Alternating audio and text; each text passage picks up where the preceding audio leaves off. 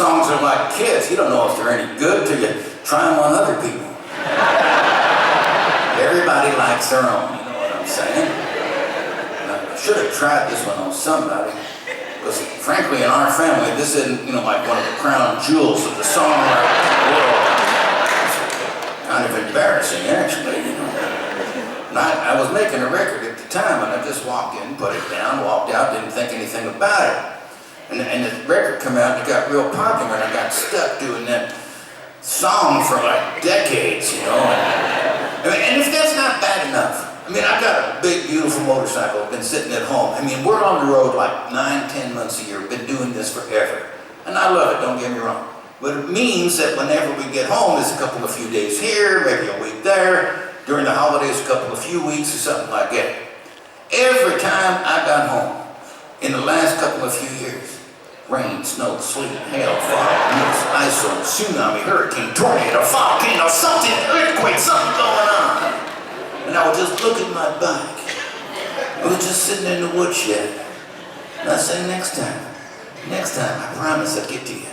And I'd come back and be the same thing. Time after time, month after month, year after year, until finally, after a few years, my wife felt so bad for me. She took the bike and moved it in the house, put it in the living room. She called me to tell me about it. I'm in a tour bus going down the road somewhere like Arizona or something. And I'm just sitting there, she's calling me, say, honey, I put the bike in the house and I'm happy about it, but I'm reading the paper. And in the paper that day, there's an article about a guy had his bike in the house in the living room, same as me.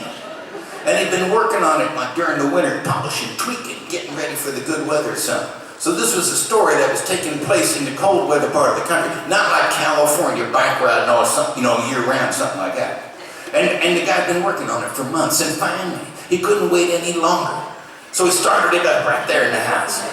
The clutch was engaged, so it takes off on him.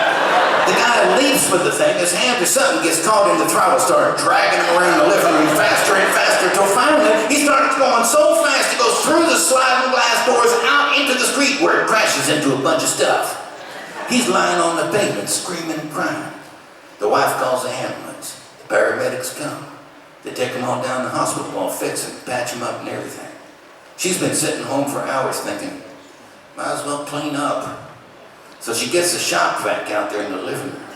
Start getting up all the gas and oil soap rags he had, whatever he was polishing, tweaking, for months. Takes the whole thing, dumps it in the toilet in the bathroom, closes the door and forgets all about it. The man comes back later that night. His arms in casts in front of him.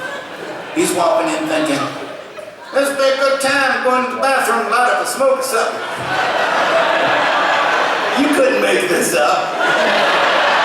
Somehow the guy gets a match lit. There's a huge explosion. The fumes have been building up in the bathroom all day. Put this in your mind. The man is now flying through the air. His arms in front of him. His butt is on fire. He's flying so fast he blows through the bathroom door, down the hallway into the living room where he'd started earlier that morning. He's screaming and crying. The wife calls the ambulance. The paramedics come. It's the same ones who was there earlier that day. They are laughing so hard as they haul him off on the stretcher that they trip and drop him on the pavement where he breaks the more bones. This song is for that guy.